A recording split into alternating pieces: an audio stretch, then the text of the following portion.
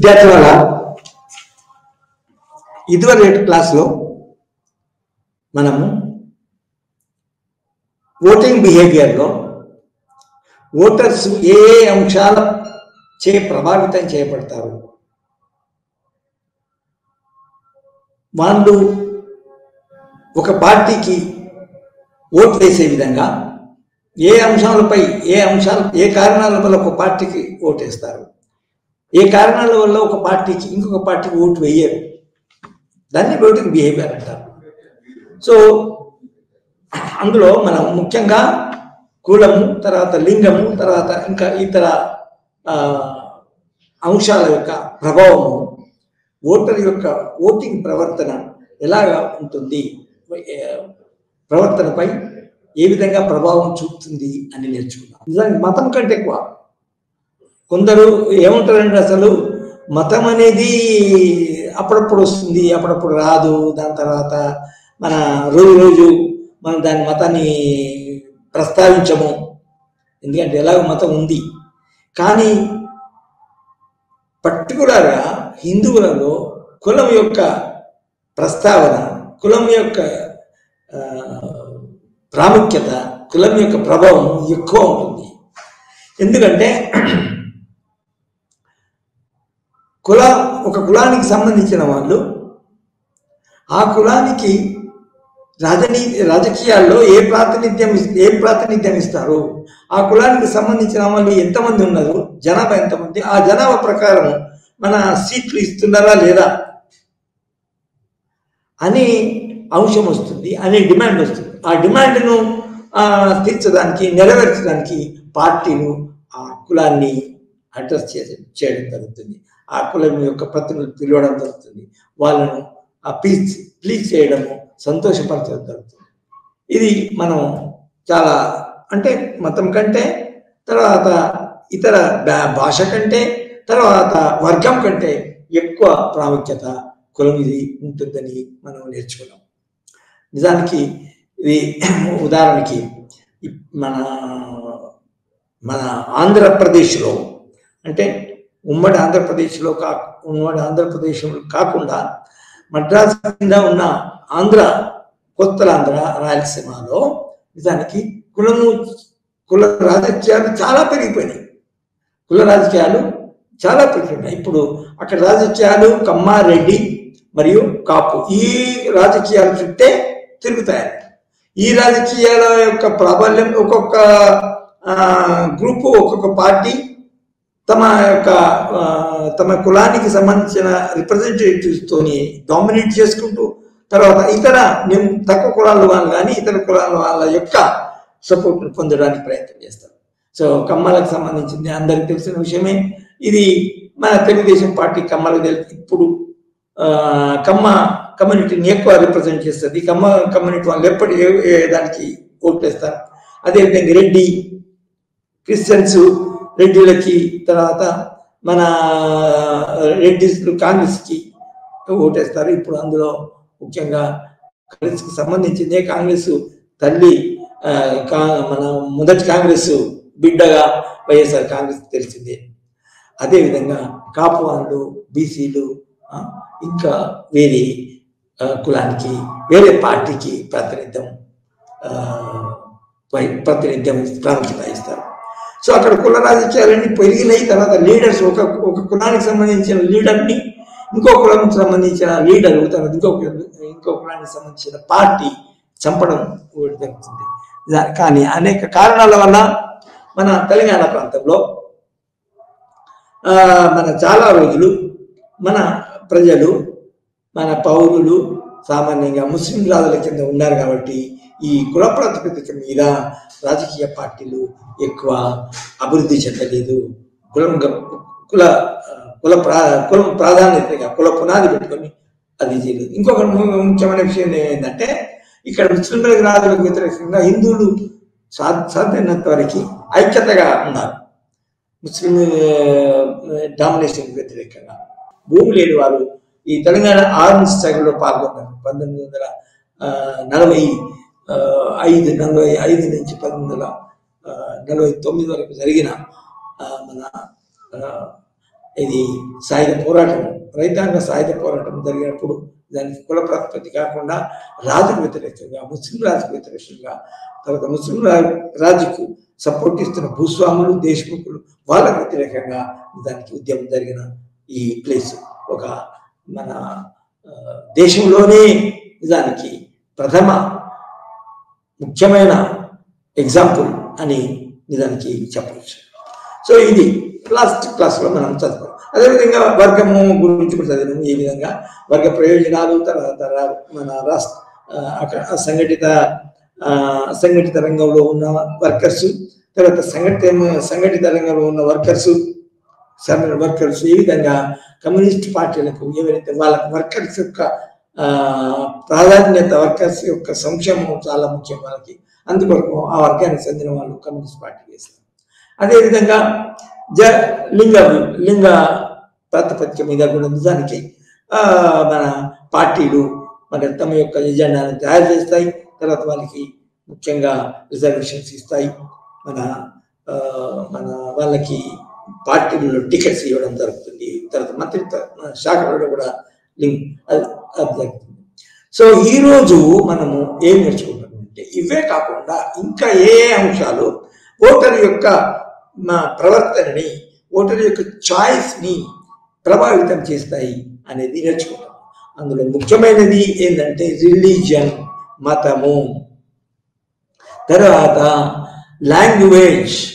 ఒక ప్రాంతానికి సంబంధించిన ఒక గ్రూప్కి రాష్ట్రంలో కానీ 2-3 రాష్ట్రాల్లో కానీ ఒక లాంగ్వేజ్కి సంబంధించిన గ్రూపు ఏ విధంగా మన వాళ్ళ లాంగ్వేజ్కి ప్రాముఖ్యత ఇస్తేనే, వాళ్ళ లాంగ్వేజ్కి డెవలప్మెంట్ కొరకు ప్రయత్నాలు చేస్తేనే ఆ పార్టీకి ఓటు వేయడం జరుగుతుంది.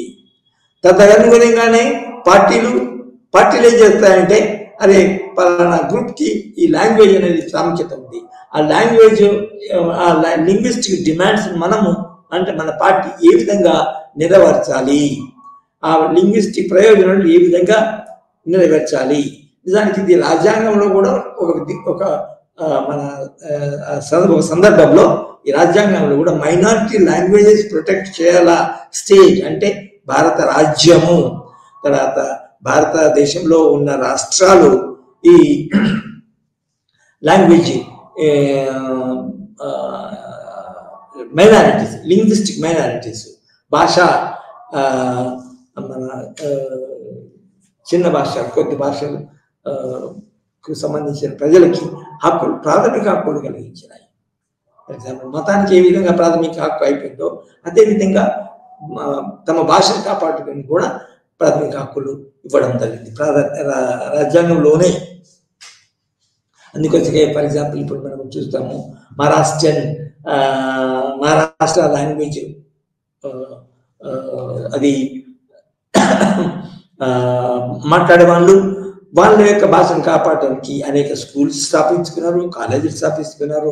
ఫర్ ఎగ్జాంపుల్ మన ఇక్కడ ఉన్న మన ఈ మెడికల్ కాలేజ్ దగ్గర కోటిలో అవతల ఉన్న వివి కాలేజ్ ఉంది కదా, మొదటి మార్కెట్ దగ్గర వివి కాలేజ్ పెద్ద కాంప్లెక్స్ అంతా నిజానికి అది మహారాష్ట్రియన్ భాషగా ప్రాముఖ్యత ఇచ్చేటట్టు మహారాష్ట్రన్ భాష మీడియంగా చేసుకొని అందులో ఉన్న వాళ్ళ కాలేజీలు, స్కూళ్ళు పెంపొందించడం జరిగింది.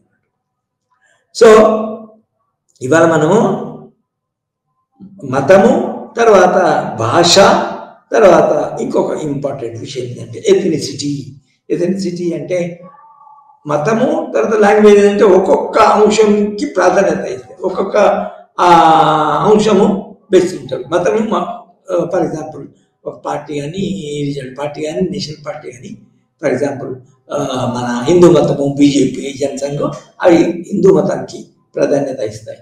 హిందూ మతం యొక్క డెవలప్మెంట్ కొరకు, ప్రచారం కొరకు పాటుపడతాయి. తర్వాత పార్టీలు కూడా వాళ్ళ పార్టీకి పాటుపడాలని చెప్తారు.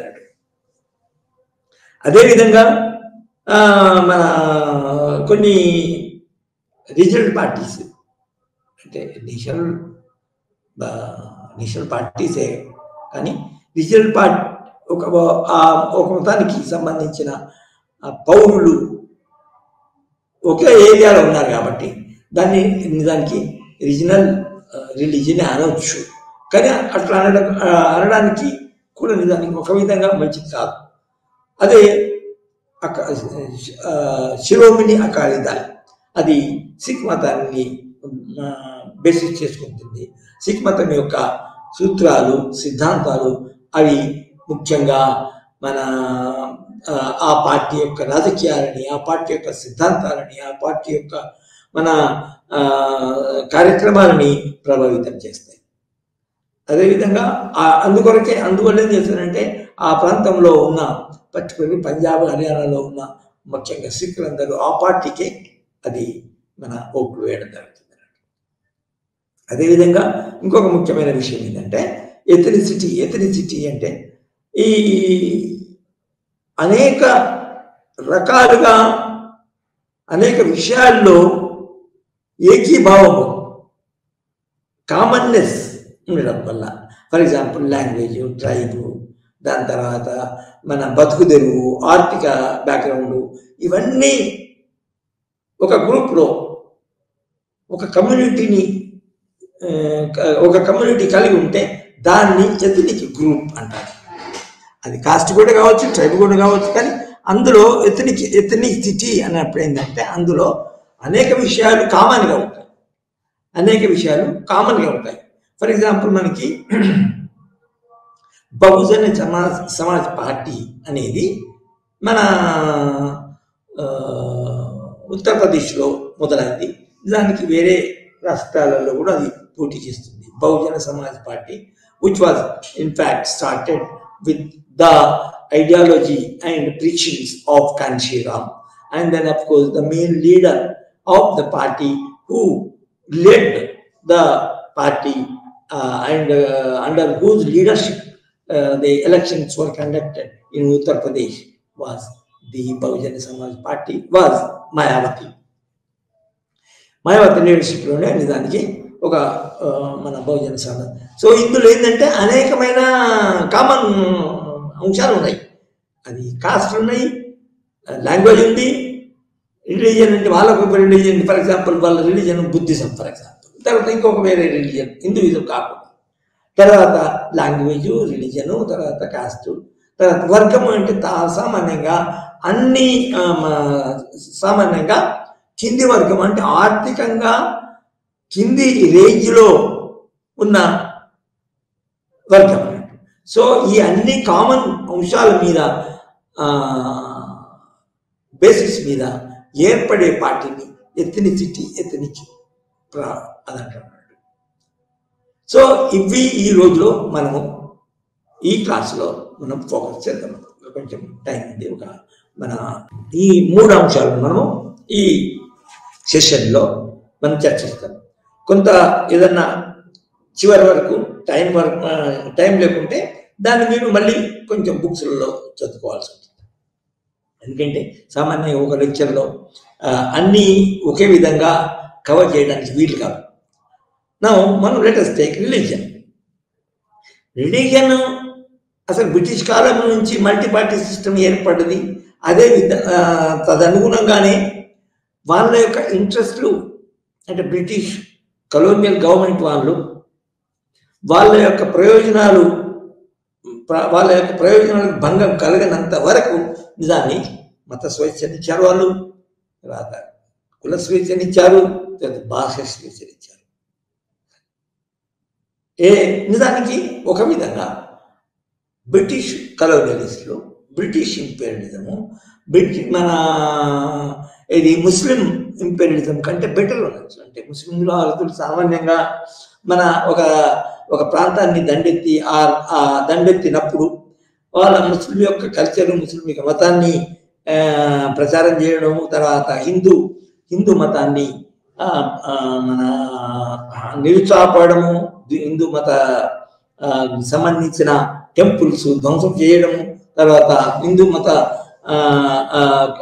సంబంధించిన గుళ్ళలో గోపురాల్లో ఉన్న బంగారం అంతా దూసుకోవడం జరిగింది. బాబరీ మసీద్ ఆ విధంగానే నిజానికి. అయితే ముస్లిమ్స్ మన బ్రిటిష్ వాళ్ళ కారులు మాత్రం నిజానికి స్వేచ్ఛ ఇచ్చారన్నట్టు. వాళ్ళ స్వేచ్ఛ ఇస్తే ఒక విధంగా వాళ్ళు చాలా సామాన్యంగా ఏమంటుంటే డివైడ్ అండ్ రూల్ అంటే ప్రతి కులానికి ప్రాధాన్యత ఇవ్వడము, ఆ మతానికి ప్రాధాన్యత ఇవ్వడం, కులానికి ప్రాధాన్యత ఇవ్వడం, వర్గానికి కూడా ప్రాధాన్యత ఇవ్వడం జరిగింది. మరి మధ్యాహ్నం అంటే మన వర్గం అంటే నిజానికి వెనుకబడిన వర్గాలు పేదవారికి ఏది మన కమ్యూనిస్ట్ పార్టీస్ ప్రతిపాదించిన వర్గం యొక్క శ్రామిక వర్గం యొక్క ఆధిపత్యము, శ్రామిక వర్గం యొక్క పాలనను వాళ్ళు వ్యతిరేకించారు.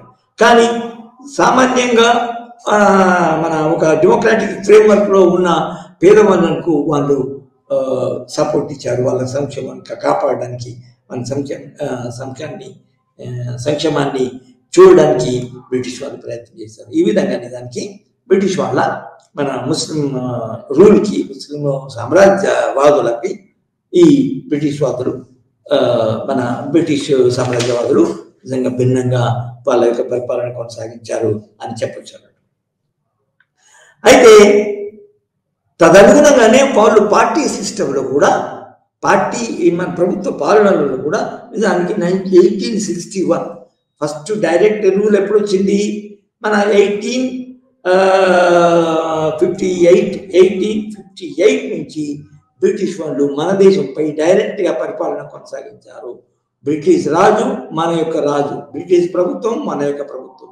అందుకోసమే దాన్ని ఏమంటారు, ఒక పెద్ద కొత్త పదం ఉంది, అది British government in India. British government in India అది 1858 వరకు లేదు. 1858లో ఒక పెద్ద చట్టం బ్రిటిష్ పార్లమెంట్ ఒక చట్టం చేసింది.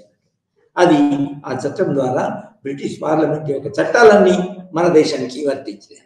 సో అక్కడి నుంచి నిజానికి భారతదేశంలో తమ యొక్క ప్రయోజనాలు ఎంతవరకు అయితే కాపాడబడతాయో, ఎంతవరకు అయితే తమ యొక్క ప్రయోజనానికి భంగం వాటిల్లదో అటువంటి రాజకీయ మరియు మన పాలనా సంబంధమైన సంస్కరణలు వాళ్ళు తీసుకొచ్చారు. అందులో మొట్టమొదటిది 1861 ఇది లెజిస్లేటివ్ కౌన్సిల్లో భారతీయులను చేర్చుకోవడము. ఆ చేర్చుకోవడం ద్వారా అప్పుడు బ్రిటిష్ పాలకులు ఎవరైతే ఉన్నారో, మన గవర్నర్ జనరల్ కానీ, తర్వాత అతని కింద ఉన్న వాళ్ళు కానీ, వాళ్ళు మన విధానాలు రూపొందించడం కానీ, చట్టాలు చేయడం కానీ, ఈ బ్రిటిష్ మన ఇండియన్స్ యొక్క సలహాలు, ప్రాతినిధ్యము, డిమాండ్స్ను వాళ్ళు పరిగణన తీసుకోవడం జరిగింది. అదేవిధంగా 1892లో కూడా దానికి ఒక చట్టం తీసుకొచ్చారు. అది కూడా కౌన్సిల్ చట్టమే. అందులో కూడా బ్రిటిష్ వాళ్ళ యొక్క మన భారతీయుల యొక్క ప్రాతినిధ్యాన్ని పెట్టారు. అదేవిధంగా 1909లో కూడా దానికి కౌన్సిల్ చట్టం ఉంది. తర్వాత గవర్నమెంట్ ఆఫ్ ఇండియా యాక్ట్ 1990, తర్వాత గవర్నమెంట్ ఆఫ్ ఇండియా 1935 యాక్ట్. ఈ విధంగా ఈ చట్టాలన్నింటిలో దానికి ఒక రకమైన మల్టీపార్టీ సిస్టమ్ను వాళ్ళు చేశారు. సో ఒక రాజకీయ స్వేచ్ఛ ఇచ్చి మల్టీపార్టీ సిస్టమ్ను మనం ప్రవేశపెట్టినప్పుడు ఏం జరుగుతుంది? ఒక్కొక్క పార్టీలో ఉండే ప్రజలు ఉంటారు, ప్రజలకి బ్యాక్గ్రౌండ్ ఉంటుంది. ఆ ప్రజలకి ఒక్కొక్క పార్టీలో ఉన్న ప్రజల ఒక సమూహానికి హిందూ రిలీజియన్ ఉంటుంది, ఇంకొక సమూహానికి ముస్లిం రిలీజియన్ ఉంటుంది, ఇంకొక సమూహానికి సిక్ రిలీజియన్ ఉంటుంది, ఇంకొక సమూహానికి జైన్ బుద్ధిజం. ఇట్లా ఉంటుంది. స్వేచ్ఛ ఇచ్చినప్పుడు దానికి పర్టికులర్గా మన ఏలుతున్న సామ్రాజ్యవాద ప్రభుత్వము దానికి ఇవన్నిటికీ వ్యతిరేకం కాదు, వీటన్నిటికీ వ్యతిరేకం కాదు. కాబట్టి అదేం చేసిందంటే అన్ని నిజానికి మత స్వేచ్ఛ అనేది అప్పటి నుంచే వచ్చింది.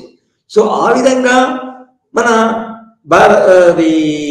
స్వతంత్రం వచ్చిన తర్వాత, కొత్త రాజ్యాంగం ఏర్పడిన తర్వాత, 1950 నుంచి ఏర్పడిన తర్వాత secular we the people of India having solemnly resolved to constitute India into a sovereign socialist secular అంటే మత ప్రాతిపదిక లేని రాజ్యం అన్నాడు. సో మత ప్రాతిపదిక లేనప్పుడు మత స్వేచ్ఛ ఉంటుంది.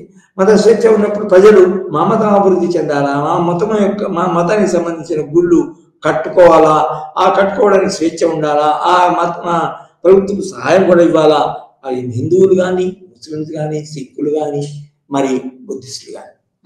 సో ఈ మత స్వేచ్ఛ ఉండడం వల్ల నిజానికి ఈ యొక్క అంశాలు మతం యొక్క మతపరమైన అంశాలు మతము నిజానికి ఓటింగ్ బిహేవియర్ని ప్రభావితం చేస్తాయి. సో మనకి హిందువులు తమ యొక్క మతాన్ని కాపాడుకోవడానికి నిజానికి ప్రయత్నాలు చేస్తారు.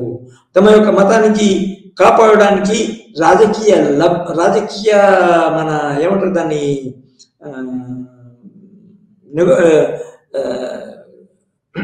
భాషలు అంటే డెలిగేషన్స్ పోతాయి, మతపరమైన డెలిగేషన్స్ రాజకీయ నాయకుల దగ్గరికి పోయి మాకు ఈ డిమాండ్ని మీరు పొందించాలా, మాకు ఈ ఫర్ ఎగ్జాంపుల్ బాబరీ మసీద్ ఉంది.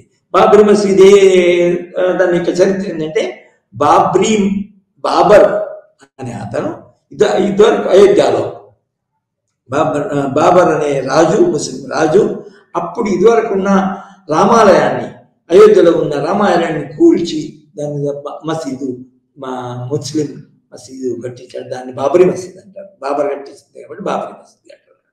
సో మన సెక్యులర్ కంట్రీ మరియు సెక్యులర్ రాజ్యాంగం ఉన్నా కూడా సామాన్యంగా ఏం చేస్తారంటే ప్రజలు మన మతం యొక్క ఆధిక్యత సంపాదించాలా, మన హిందువులు ఎక్కువ ఉన్నారు కాబట్టి హిందువులకి ఎక్కువ ప్రాధాన్యత ఇవ్వాలా, హిందువుల యొక్క రిప్రజెంటేషన్స్ ఎక్కువ ఉండాలా, మన ప్రభుత్వ పాలసీ హిందూ అనుకూల పాలసీ ఉండాలని కొట్లాడతారు.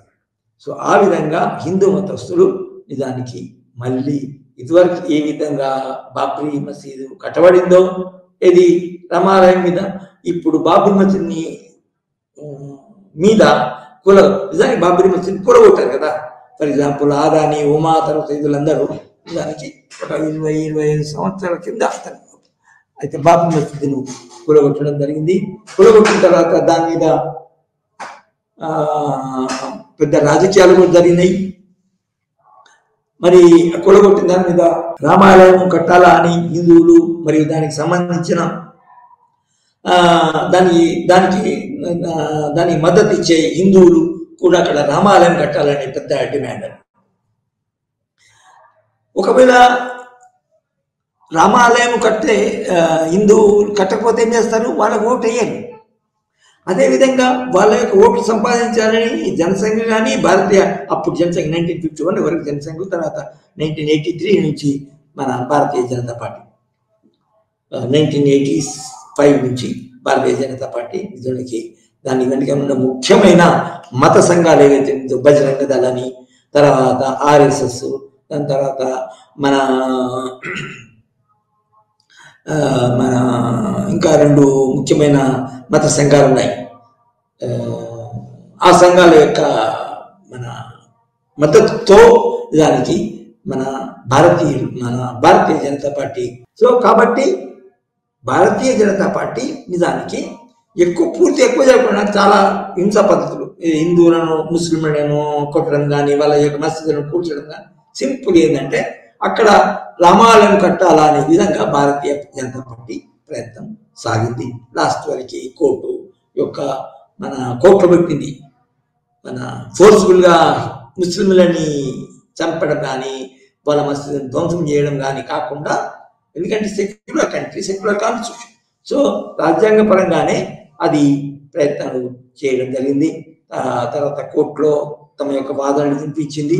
తర్వాత దానికి ఆఖరికి కోర్టు మన తీర్పునిచ్చింది అంటే, దానికి వెనకట కనుక చూస్తే అది చిరకాలం నుండి, చాలా కాలం నుంచి అక్కడ అయోధ్యలో రామాలయం ఉండి, రామాలయాన్ని ధ్వంసం చేసి డిస్మాంటిల్ చేసి దాని మీద బాబరు అనే రాజు దాని మీద మన మసీదును కట్టించాడు అనేది తేల్చి, కాబట్టి నిజానికి హిందువులకి వాళ్ళను దాని మీద కూల్చగొట్టు. దాని తర్వాత అద్వానీ అండ్ అదర్స్ పోయి దాన్ని బాబ్రీ మసీదుని ధ్వంసం చేశారు. సో దాని మీద దానికి మన హిందువులు మన రామాలయం కట్టుకోవచ్చు అనే విధంగా సుప్రీంకోర్టు తీర్పు చేయడం జరిగింది. సో ఈ విధంగా హిందువులు మెజారిటీ ఉండడం వలన, తర్వాత భారత జనతా పార్టీ వాళ్ళ యొక్క ఓట్లను పొందడం కొరకు మొత్తం మీద ఈ మతపరమైన డిమాండ్ హిందువుల యొక్క ఓటింగ్ ప్రవర్తనను నిజానికి అది ప్రభావితం చేసింది అని చెప్పవచ్చు. అయితే ఇక్కడ సమస్య వేరే పార్టీలకు సమస్య వచ్చింది. వేరే మన నేషనల్ పార్టీస్, కాంగ్రెస్, బహుజన సమాజ్, తర్వాత కమ్యూనిస్ట్ పార్టీల సమస్య ఏంటంటే మరి మతపరంగా మత ప్రాతిపదికగా ఓట్లు వేసినప్పుడు మరి వాళ్ళు అధికారంలో రావడానికే వీలు. వాళ్ళ యొక్క డిఫరెంట్ ఎజెండా ఏదైతే ఉండే వాళ్ళ ఎజెండాలో ఉన్న ఆర్థిక స్వావలంబన, ఆర్థిక సంక్షేమము, మన శ్రామికుల సంక్షేమము, మన జీతాలు పెంచడము, తర్వాత ఇవన్నీ యొక్క ఎన్ని ఇంపార్టెంట్ అంశాలు ముందుకు తీసుకొచ్చి వాళ్ళ ఎజెండాలో చేర్చినా కూడా నిజంగా ఈ మతపరమైన ఓటు వల్ల ఈ బీజేపీ గెలవడానికి అవకాశం ఉంది. ఇది ఒక పెద్ద డైలమా, ఒక సంక్లిష్ట పరిస్థితి. కాంగ్రెస్ కానీ, బహుజన సమాజ్ పార్టీ కానీ, కమ్యూనిస్టులకు కానీ ఇది మతాన్ని వ్యతిరేకించడం లేదు, మతాన్ని పూర్తిగా వ్యతిరేకించవు, తర్వాత మత ప్రచారం వద్దనవు. కానీ ఈ రామాలయం కట్టడము, హిందువులను పూర్తిగా సపోర్ట్ ఇవ్వడము, వేరే మతస్థులను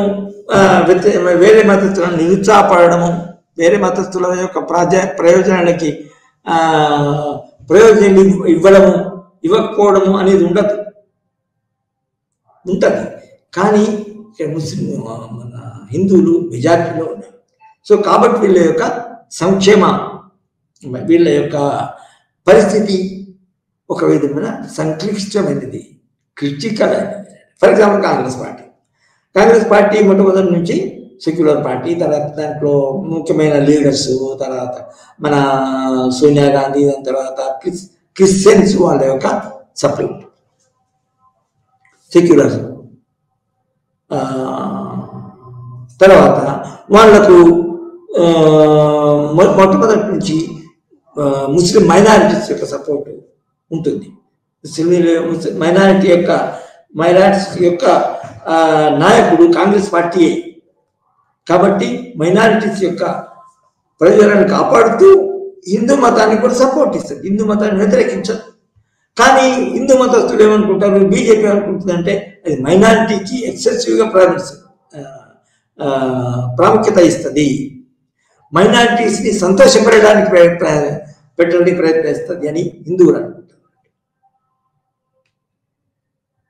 ఇది ఈ యొక్క ప్రాబ్లం, ఈ యొక్క సమస్య నుంచి కాంగ్రెస్ పార్టీ బయటపడడానికి, అదేవిధంగా కాంగ్రెస్ పార్టీ కూడా హిందువులకి ప్రాధాన్యత ఇస్తుంది, హిందువులకు మన స్వేచ్ఛను ఇస్తుంది, హిందువుల మైనారిటీకి ఇస్తూనే హిందువులకు స్వేచ్ఛను ఇస్తుంది. అదేవిధంగా తమ యొక్క పాలసీలను రూపొందించుకున్నది, తమ యొక్క ఎజెండాను రూపొందించుకుంటుంది.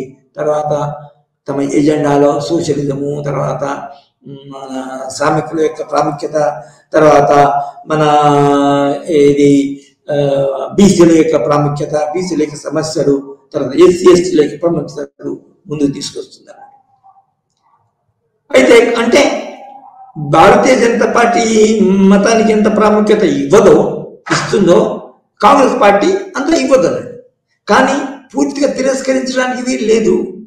అదే చెప్తున్నది, రాజకీయంలో ఉన్నప్పుడు సంతృప్త పరిస్థితి. ఎందుకంటే హిందువుల ఓట్లు కాంగ్రెస్ కావాలి, మెజారిటీ ఉన్నారు వాళ్ళు హిందువులు. అయితే అందుకొరకు కొన్ని విషయాలలో మన హిందువులు మన ఆ బాబ్రీ మసీదు ఎక్కడైతే కట్టిందో అదేవిధంగా బాబ్రీ మసీదు కూలగొట్టి ఇది మన under the leadership of Advani, తర్వాత ఉమా ఏ విధంగా బాబ్రీ మసీదుని కూలగొట్టారో అప్పుడు అక్కడ మసీదుకి పోయేటప్పుడు గేట్ ఉంటుంది. ఆ గేట్ను ఈ రాజీవ్ గాంధీ కాలంలోనే ఓపెన్ చేయడం జరిగింది. లేకపోతే హిందువులు పూర్తిగా బాధపడి వాళ్ళు మన కాంగ్రెస్ వ్యతిరేకత చెప్తారు, వ్యతిరేకించడం జరుగుతుంది. సో హిందువులకి హిందూ వ్యతిరేకతను భరించలేని కాంగ్రెస్ రాజీవ్ గాంధీ పాలసీ ఎట్లా ఉండాలంటే అలా అక్కడ లాక్ ఉంటే లాక్ను అది తాళాన్ని బ్రేక్ చేసేసేసి హిందువులను లోపల పోవడానికి పర్మిషన్ ఇవ్వడం జరిగింది. అదేవిధంగా మన ఈ మత స్వేచ్ఛ అంటే ఇటు మతపరమైన స్వేచ్ఛ, తర్వాత మైనారిటీస్కు మన అల్పసంఖ్యాకులో ఉన్న ముస్లిమ్స్ కానీ, తర్వాత బుద్ధిస్టులు కానీ, తర్వాత సిక్కులు కానీ ఈ వాళ్ళ యొక్క మైనారిటీ యొక్క ప్రయోజనాలు కాపాడడానికి కాంగ్రెస్ ఎప్పటికీ ప్రయత్నిస్తుంది. అదేవిధంగా ఇంకా వేరే నేషనల్ పార్టీస్ కూడా మతాన్ని తీసి వేయలేవు, కానీ కొంచెం దూరంగా ఉంటాయి. అందుకంటే ముఖ్యమైనదండి ఇందులో బహుజన సమాజ్ పార్టీ, తర్వాత కన్సీరామ, తర్వాత మాయావతి నాయకత్వంలో అది ఏర్పడి తర్వాత మన ఒక ఉత్తరప్రదేశ్ రాజకీయాల్లో ఒక ఊపు ఇది ఒక రకమైన పీరియడ్, మాయావతి పీరియడ్ అని.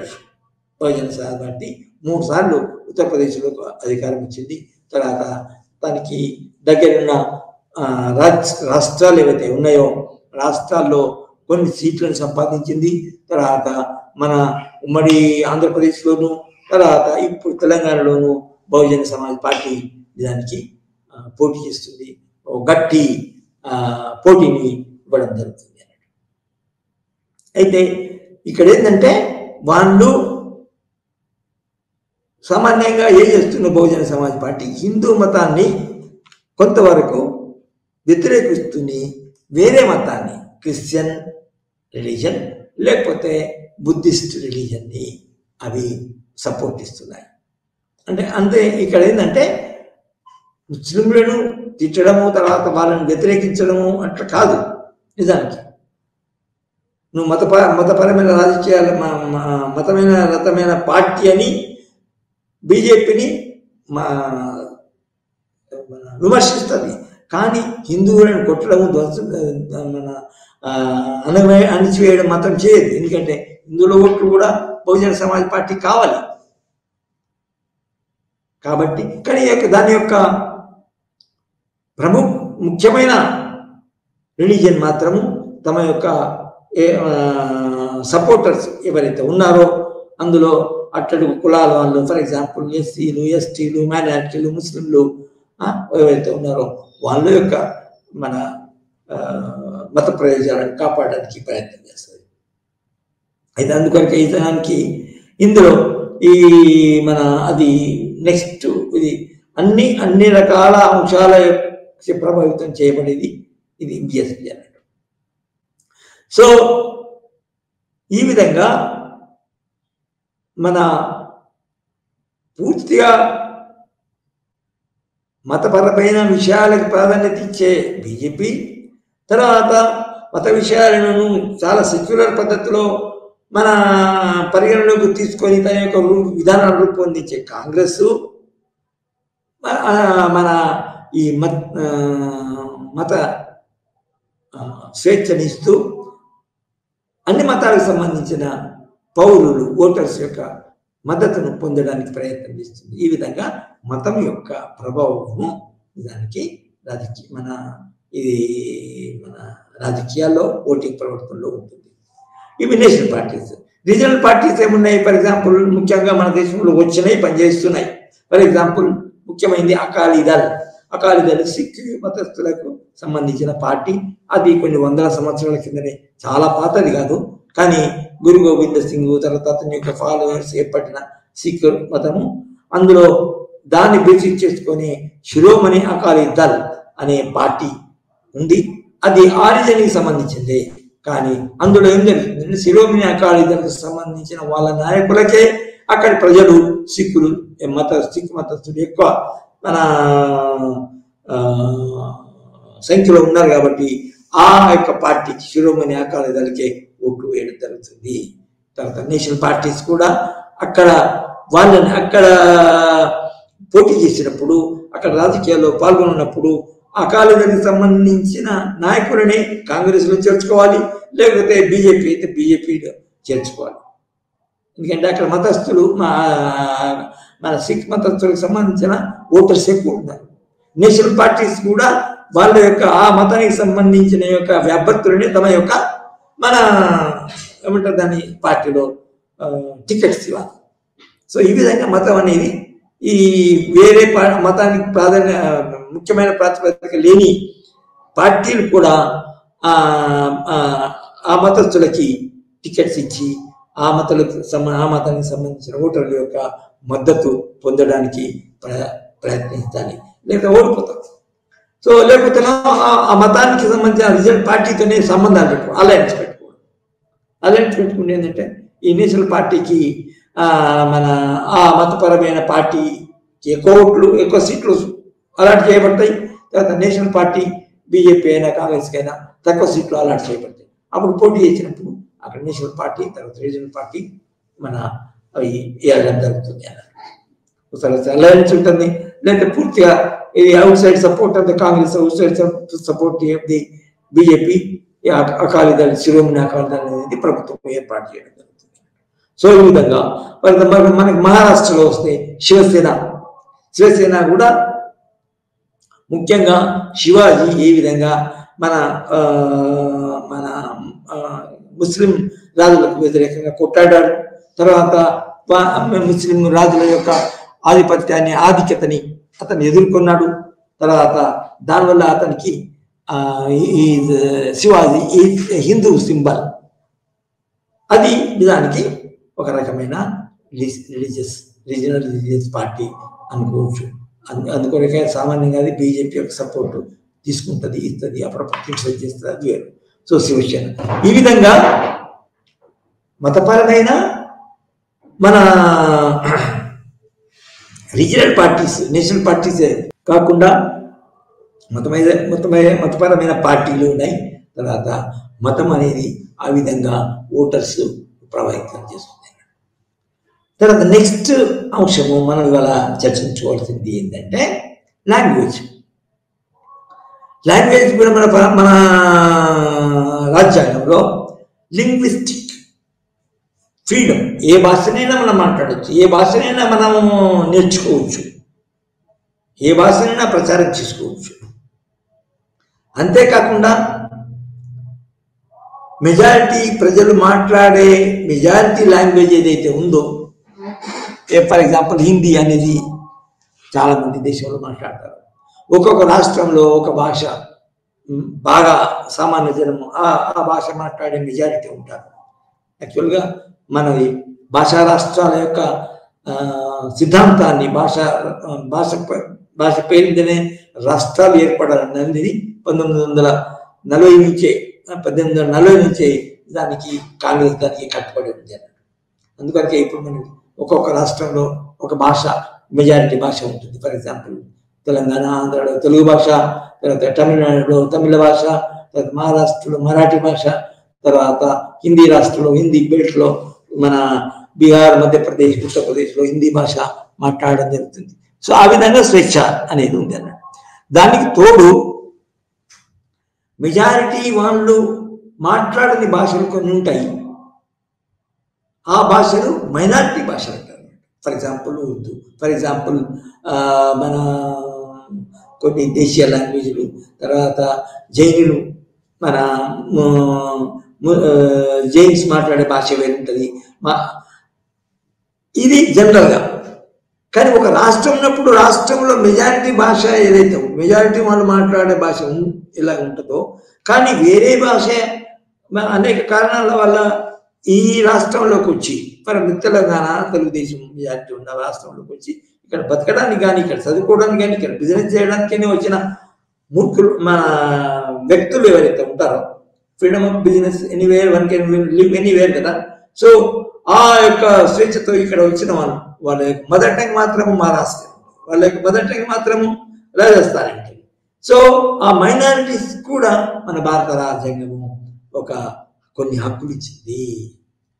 వాళ్ళ యొక్క భాషను అభివృద్ధి చేసుకోవడానికి, వాళ్ళ యొక్క భాషలోనే విద్య, వాళ్ళ యొక్క పెద్దోళ్ళు మన చిన్నపిల్లలు స్కూల్లో కాలేజీలో పిల్లలు బాలబాలికలు తర్వాత పెద్ద మన స్కూళ్ళల్లో వాళ్ళ యొక్క మీడియం అల్పసంఖ్యాక భాష యొక్క మీడియం కూడా పెట్టుకొని స్కూల్ ఏర్పరచుకోవడానికి కాలేజీలు ఏర్పరచుకోవడానికి దానికి వాళ్ళకు హక్కు ఉందన్నట్టు. సో ఈ విధంగా చూస్తే లాంగ్వేజ్ కూడా ఒక స్వేచ్ఛ వల్ల కానీ తర్వాత మెజారిటీ ఉండడం కానీ మైనారిటీ ఉండడం కానీ లాంగ్వేజ్ కూడా ఓటింగ్ బిహేవియర్ని ప్రభావితము మొట్టమొదటి నుంచి మన రాజకీయాల్లో చేసింది. ముఖ్యంగా ఏంటంటే ఇష్యూస్ ఏంటంటే ఏ భాష జాతీయ భాష ఉండాలా, నేషనల్ లాంగ్వేజ్ ఏది ఉండాలా, హిందీ ఉండాలా, ఉర్దూ ఉండాలా, ఇంగ్లీష్ ఉండాలా, తెలుగు ఉండాలా, లేకపోతే తమిళం ఉండాలా అనే విషయం ప్రశ్నలతోని ఒక్కొక్క ఇష్యూతోని ఒక్కొక్క గ్రూప్ ఒక్కొక్క లింగ్విస్టిక్ గ్రూప్ అసోసియేట్ అయింది. కొందరు ఒక భాషను ప్రాముఖ్యత ఇవ్వాలా, మా భాష అణచివేయద్దు, తర్వాత మా భాష జాతీయ భాషగా ఉండాలని కోరికలు కూడా ఉన్నాయి. సో ఇవి సామాన్యంగా ఓటర్స్ను ప్రభావితం చేస్తున్నాయి. ఫర్ ఎగ్జాంపుల్ చాలా కాలం కింద మొట్టమొదటి నుంచి మనకి తమిళులు వాళ్ళు హిందీ భాషను మొత్తము దేశం మీద తర్వాత వాళ్ళ తమిళనాడులో మన జాతీయ భాషగా చేసి ఇంపోజ్ చేయడం, బలవంతంగా ఇంపోజ్ చేయడం, ఇది హిందూ భాష నేర్చుకోవాలా, హిందూ భాష మాట్లాడాలా అనే విధానాన్ని వాళ్ళు మొట్టమొదటి నుంచి వ్యతిరేకించారు. నిజానికి జాతీయ భాష హిందీ కూడా ఉండొద్దని వాళ్ళు పోరాడారు. అది వేరు విషయం. కానీ తమ యొక్క తమిళ భాషను మాత్రము కాపాడడానికి తమిళ యొక్క సాహిత్యాన్ని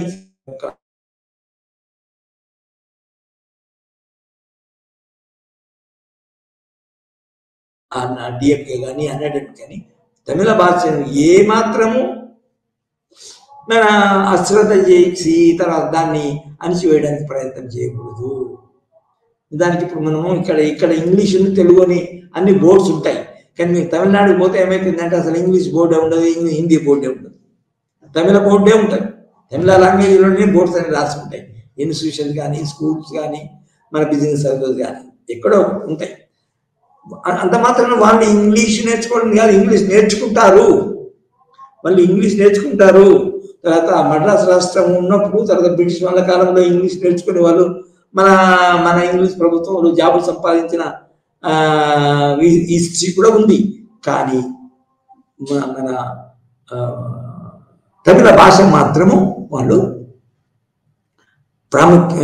చాలా సపోర్ట్ ఇవ్వడం జరుగుతుంది, కాపాడుకోవడం జరుగుతుంది, తమిళ సాహిత్యాన్ని అభివృద్ధి చేయడం జరుగుతుంది. అదేవిధంగా ఉర్దూ అనేది ఉంది. ఉర్దూ దేశం మొత్తం మీద మన దేశాన్ని ముస్లిం రాజులు చాలా కాలం పరిపాలించారు కాబట్టి ముస్లిం సామ్రాజ్యం ఇక్కడ ఏర్పాటు చేయడం జరిగింది. కాబట్టి ఉర్దూ భాష ఒక విధంగా అన్ని రాష్ట్రాల్లో అంటే తమిళ ప్రాంతంలోనే ఉంది, తర్వాత తెలుగు తెలంగాణ ప్రాంతంలోనే ఉంది, మహారాష్ట్ర మరాఠీ కానీ ఉర్దూ భాష మాత్రము ఈ బ్రిటిష్ మన ముస్లిమ్స్ అన్ని ప్రాంతాల్లో పరిపాలన సాగించారు, వాళ్ళ యొక్క రూల్ను కొనసాగించారు. కాబట్టి ఉర్దూ అనేది ఒక రకమైన నేషనల్ లాంగ్వేజ్ అనాలి, నేనైతే అంటాను.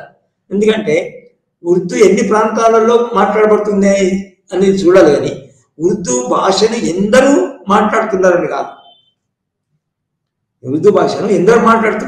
కానీ ఉర్దూ భాష ఎన్ని ప్రాంతాల్లో ఉంది. పర్టికులర్గా ముస్లిమ్స్ పరిపాలన కొనసాగించినప్పుడు వాళ్ళ రాష్ట్రాల్లో ఉర్దూయే మన అధికార భాషగా ఉండాలి. ఫర్ ఎగ్జాంపుల్ మన తెలంగాణకు ముందు ఇది కుతుబ్షాహి నైజాం కాలంలో దానికి ఉర్దూయే అఫీషియల్ లాంగ్వేజ్. ఉర్దూ రాసిన వాళ్ళకి, ఉర్దూ చదువుకున్న వాళ్ళకి, ఉర్దూ వచ్చిన వాళ్ళకి జీతాలు మన ఉద్యోగాలు ఎక్కువ జరిగేది, వాళ్ళకి రాజకీయ మన గుర్తింపు కూడా ఉండేది. తర్వాత వాళ్ళు ఉర్దూ వస్తే దానికి వాళ్ళు మేయర్స్గా తర్వాత వాళ్ళకి అపాయింట్మెంట్ జరిగింది. ఫర్ ఎగ్జాంపుల్ వాళ్ళు ముస్లిమ్స్ కాకుండా కూడా ఫర్ ఎగ్జాంపుల్ ముదిరాజు కులానికి సంబంధించిన వాడు కృష్ణస్వామి అనే అతను మొత్తం మన మన హైదరాబాద్ మొత్తానికి, హైదరాబాద్ సిటీకి మేయర్గా ఎన్నికయ్యాడు. సో ఈ విధంగా భాష అనేది ఏ విధంగా మతం రాజకీయ ప్రవర్తన, ఓటింగ్ బిహేవియర్ను శాసిస్తుందో, ప్రభావితం చేస్తుందో, భాష కూడా రాజకీయాలపై అది చేస్తారు. కాబట్టి ఉర్దూ భాష మన రాష్ట్రీయ భాష కావాలా, తర్వాత ఉర్దూ మీడియం ఉండాలా అనేది ముస్లింలు పర్టికులర్గా ఏది మన ఈ హైదరాబాద్లో కానీ, తర్వాత ఉత్తరప్రదేశ్లో కానీ, తర్వాత మన బీహార్లో కానీ, మధ్యప్రదేశ్లో కానీ ముస్లిమ్స్ వాళ్ళకు ఉర్దూ భాషకు ప్రాధాన్యత ఇవ్వాలా, అప్పుడే ఆ పార్టీలకు ఓటేస్తాము లేదా ఓటేయమని విధంగా మాట్లాడడం జరుగుతుంది. అందువల్ల మనకి ఆ ప్రభావం వల్లనే ఉర్దూ ఇప్లీ చేయడానికి మాత్రమే నిజానికి మన ఉర్దూ మీడియం స్కూళ్ళు ఉన్నాయి, ఉర్దూ మీడియం కాలేజీలు ఉన్నాయి. మీకు తెలుసు, ఫర్ ఎగ్జాంపుల్ షాదన్ కాలేజ్ ఉంది, తర్వాత ఉర్దూ మన ఉర్దూ కాలేజీ, మన Urdu medium Urdu university, Maulana national Maulana మున్ను మౌలానా ఉర్దూ యూనివర్సిటీ అని కేంద్రీయ విశ్వవిద్యాలయం ఒకటి ఏర్పడింది. అది గచ్చిబౌలిలో ఉంటుంది. అది జరిగి దానికి 12-15 సంవత్సరాలు అవుతుంది. ఉర్దూ యూనివర్సిటీ ఏర్పడింది. అంటే వాళ్ళను ప్రోత్సహిస్తున్నారు, ఉర్దూని మేము ప్రోత్సహిస్తున్నాము, ఉర్దూ మీడియం ప్రోత్సహిస్తున్నాము అని కాంగ్రెస్ పార్టీ చెప్పుకోవాలా, చూపించుకోవాలా. అప్పుడే ఉర్దూ ముస్లింలు కూడా మనకి ఓట్లు వేయడం జరుగుతుంది. మైనారిటీ అయినా కూడా వాళ్ళను వాళ్ళ భాషను మైనారిటీని ప్రోత్సహించడం అంటే వాళ్ళ మతమే కాదు, వాళ్ళ భాషను కూడా ప్రోత్సహించాలి. సో ఆ విధంగా దేశమంతటా దానికి ఉర్దూ కాలేజీలు, ఉర్దూ మీడియం చెప్పే స్కూళ్ళు, తర్వాత యూనివర్సిటీలు చాలా కాలం నుంచి అసలు ఢిల్లీలో కూడా ఒక పెద్ద యూనివర్సిటీ ఉంది ఉర్దూ మీడియం పాటించేది. అయితే ముఖ్యంగా ఏం చేస్తారంటే ఉర్దూ యూనివర్సిటీలో ఉంటుందంటే సామాన్యంగా ఉర్దూ మీడియంలో అసలు పాఠాలు చెప్పాలి. పొలిటికల్ సైన్స్ అయినా, మన సోషాలజీ అయినా, లేకపోతే ఇంకేదైనా కూడా ఉర్దూ మీడియంలో చెప్పాలి అన్నట్టు. సో ఆ విధంగా అంటే చాలా మంది అనుకుంటాం ఉర్దూ మీడియం అంటే అసలు ఉర్దూలో ఉన్న సాహిత్యాన్ని ప్రోత్సహించడమా, ఉద్యోగంలో సాహిత్యాన్ని, గ్రంథాలని రక్షించడమా అని అనుకుంటారు. కాదు, ఉర్దూ మీడియంలోనే మన బోధన జరగాలి. అన్ని విషయాలు, సైన్స్ కూడా ఉర్దూ మీడియంలోనే జరగాలి, ఇంగ్లీష్ కూడా ఉర్దూ మీడియంలోనే జరగాలి.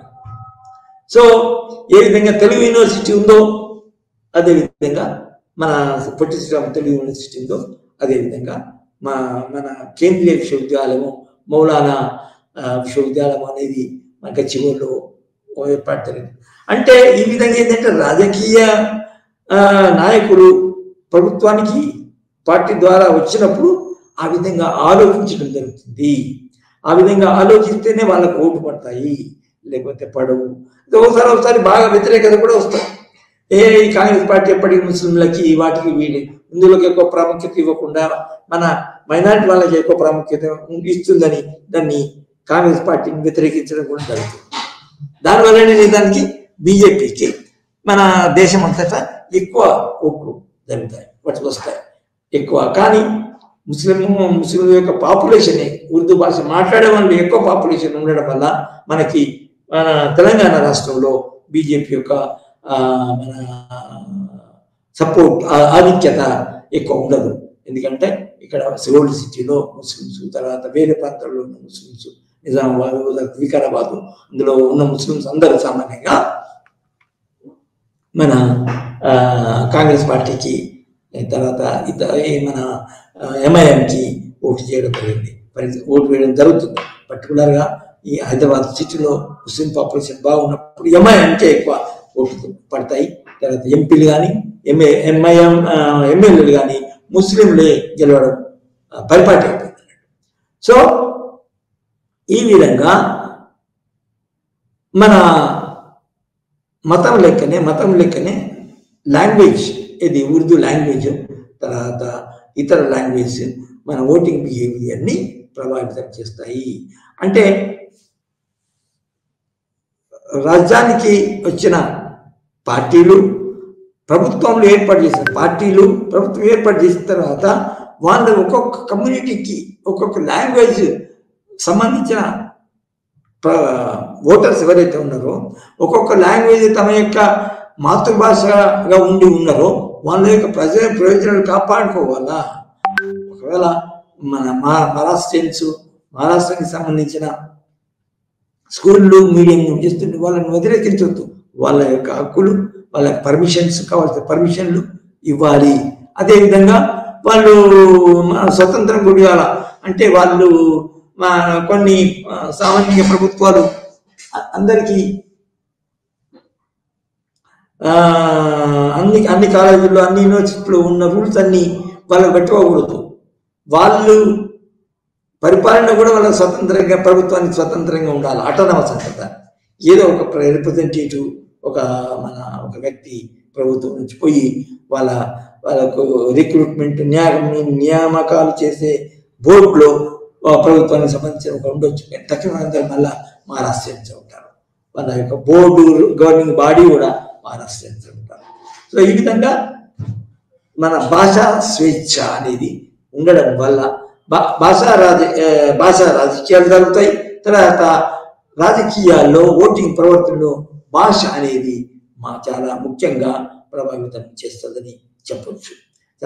ఇంకా చాలా ఉన్నాయి. ఇంకొక విషయం ఇవాళ మనము చర్చించవలసింది ఏంటంటే ఎథనిసిటీ అనేది ఒక రకమైన మన కామన్ అంశాలు, కామన్ ప్రాక్టీసెస్, కామన్ నమ్మకాలు, సామాన్య నమ్మకాలు, ఒకే రకమైన నమ్మకాలు కలిగి ఉన్న ఒక గ్రూప్ను ఎథనిసిటీ అంటారు. ఇది నిజానికి ఒక పెద్ద గ్రూప్. ఆ పెద్ద గ్రూపులో కామన్గా ఉండే విషయాలు ఒకటి కంటే ఎక్కువ ఉంటాయి. ఇప్పుడు ఒక మతం యొక్క కమ్యూనిటీ ఉందని, మత కమ్యూనిటీ ఉంటే దాకా ఒకే రిలీజన్ ఉంటుంది. ఆ రిలీజన్కి సంబంధించిన వాళ్ళందరూ ఒక గ్రూప్. అది మత సంబంధమైన గ్రూప్ అనుకోవాలి. అదేవిధంగా లింగ్విస్టిక్ భాష అనేది సంబంధించినప్పుడు అది లింగ్విస్టిక్ గ్రూప్ అనుకోవాలి. కానీ ఎథనిసిటీ అనేది అంటే ఈ కామన్గా ఉండే విషయాలు చాలా ఉంటాయి. ఫర్ ఎగ్జాంపుల్ కాస్ట్ ఉండొచ్చు, ట్రైబ్ ఉండొచ్చు, భాష ఉండొచ్చు, మతము కూడా ఉండొచ్చు. వీటన్నిటికీ అన్ని కామన్గా ఉండే గ్రూప్ ఏదైతుందో అది ఇదివరకు ఉండొచ్చు, మొట్టమొదటి నుంచి ఉండొచ్చు, కొత్తగా క్రియేట్ కూడా చేయొచ్చు. ఆ విధంగా క్రియేట్ చేసి దాన్ని ఒక ఎథనిక్ గ్రూప్గా తయారు చేస్తుంది. అది ఇదివరకు చాలా సంవత్సరం, దశాబ్దాల నుంచి శతాబ్దాల నుంచి ఉండొచ్చు, లేకపోతే కొత్తగా కూడా దాన్ని క్రియేట్ చేయొచ్చు. ఆ విధంగా కొత్తగా క్రియేట్ చేయబడింది దానికి బహుజన సమాజ్. బహుజన సమాజ్ అంటే మన హిందూ మత ఆధిక్యతను వ్యతిరేకించే సమాజం. హిందూ సమాజంలో, హిందూ మతం పాటించే వాళ్ళల్లో ముఖ్యంగా కులాలు ఉంటాయి. కుల సమాజం అది. మన హిందూ మతం కింద దానికి ప్రజలందరూ, పౌరులందరూ డివైడ్ అవుతారు. అందులో ముఖ్యంగా చిన్న కులాల వాళ్ళు ఉన్నారు. చారిత్రాత్మకంగా దశాబ్దాల నుంచి ఆ చిన్న కులాలను అణిచివేయబడం జరిగింది. సో ఆ చిన్న కులాలన్నీ వాళ్ళది హిందూ మతము, కొందరు హిందూ మతాన్ని అవలంబిస్తారు, కొందరు అసలే వేరే ఉంటారు. కానీ మొత్తంలో హిందూ ఫోల్డ్ ఉన్నారు వాళ్ళు. అయితే వాళ్ళ యొక్క ఉమ్మడి అంశం ఏంటంటే వాళ్ళు చిన్న కులాలకు సంబంధించిన వాళ్ళు. అది ఎస్టీలు కావచ్చు, తర్వాత బీసీలలో కూడా తక్కువ రేంజ్లో ఉండేవాళ్ళు, తక్కువ చిన్న స్థాయిలో ఉండే కులాలు, వృత్తి కులాలు పర్టికులర్గా. సో ఈ ముఖ్యమైన అంశాలు. తర్వాత వీళ్ళ మతం కూడా నిజానికి ఈ అన్ని మతాలకి హిందూ మతం చాలా అగ్ర కులాలకు సంబంధించినది కాబట్టి వాళ్ళు వేరే మతాన్ని అవలంబించాలి. కాబట్టి ముఖ్యంగా ఈ బహుజన సమాజంలో ముఖ్యంగా క్రిస్టియానిటీ కానీ లేకపోతే బుద్ధిజం కానీ ప్రాముఖ్యత ఇవ్వడం జరిగింది అన్నట్టు. అదేవిధంగా లాంగ్వేజ్, అఫ్కోర్స్ లాంగ్వేజ్ ఈ అగ్ర కులాలు మాట్లాడే భాష మాట్లాడితే ఈ అందరికి మాత్రము నిజానికి భాష ఒకటే. భాష పేరు మీద భాష ప్రాతిపదిక ఇతర పార్టీలకి ఇతర సమూహాలకి భిన్నత్వం కాదు. నిజానికి వీళ్ళ భాష కూడా ఒకటే ఉంటుంది. కానీ ఇంకొక ముఖ్యమైనది అంటే కల్చర్, సంస్కృతి. ఇది ఈ కిందకి ఉన్న కులాల యొక్క సంస్కృతిని కాపాడడానికి, వాళ్ళ యొక్క మతాన్ని కాపాడడానికి మాత్రము ఈ బహుజన సమాజం ప్రాతినిధ్యం వహిస్తుంది. కానీ అందులో ఉన్న ముఖ్య అంశం ఇంకోటి ఏంటంటే ఈ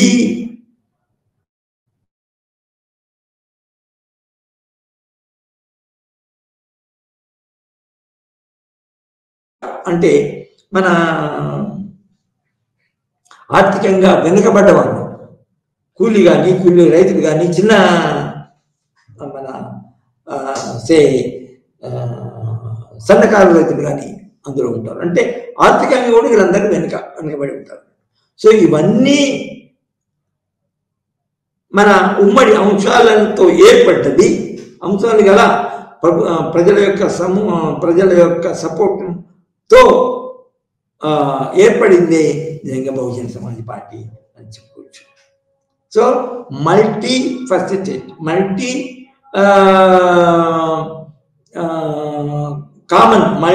common principles or background is the basis of ethnic group, ethnicity. దాన్ని ethnicity అంటారు. ఇది కొత్తగా క్రియేట్ చేయబడింది మన దేశంలో.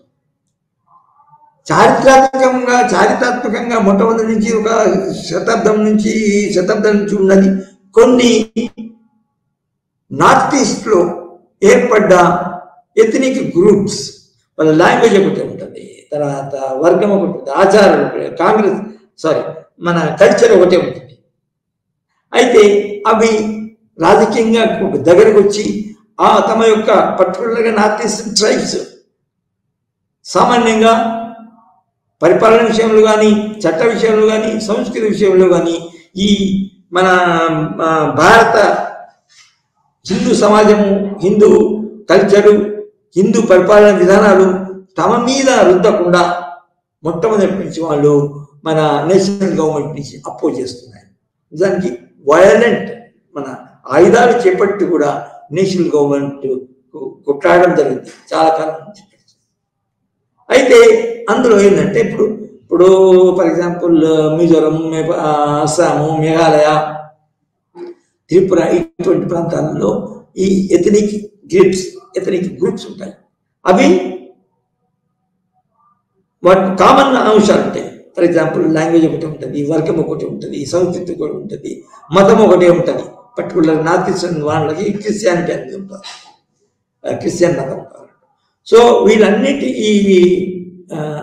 వీటన్నిటి యొక్క అంశాల కామన్గా ఉన్న ప్రాంతాలు మన పరిపాలన విధానాలలో కూడా వాళ్ళ ప్రత్యేకత ఉంది.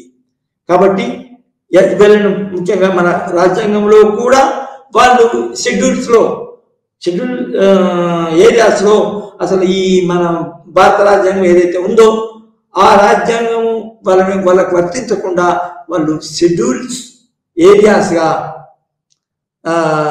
ఏర్పాటు చేయబడి అక్కడ పరిపాలన చేయడం జరుగుతుంది. వాళ్ళ యొక్క ప్రయోజనాలను కాపాడుకుంటూ పరిపాలించిన ప్రభుత్వాలు, ఏర్పడ్డ ప్రభుత్వాలు వాళ్ళ యొక్క ప్రయోజనాలను కాపాడుకుంటూ పరిపాలన కొనసాగించాలి. లేకపోతే వాళ్ళు కూడా ఓటేయడం జరగదు. అదేవిధంగా వాళ్ళు ఇంకా వాళ్ళ దేశీయ మన నేషనల్ గవర్నమెంట్ వ్యతిరేకంగా ఆయుధాలతో పోరాడడం జరుగుతుంది. సో ఇవి మన భారతదేశంలో ఉన్న ఈ మత రాజకీయాలు, భాషా రాజకీయాలు, తర్వాత ఎథనిక్ రాజకీయాలు అని చెప్పుకోవచ్చు. ఈ విధంగా మన భారతదేశంలో రాజనీతి సంస్థలు ఏదైతే ఉన్నాయో ఈ మన సమాజంలో ఉన్న అనేక అంశాలతో ఇంటరాక్ట్ అయ్యి రాజకీయాలు కొనసాగడం కొనసాగడం జరుగుతుంది. Thank you very much.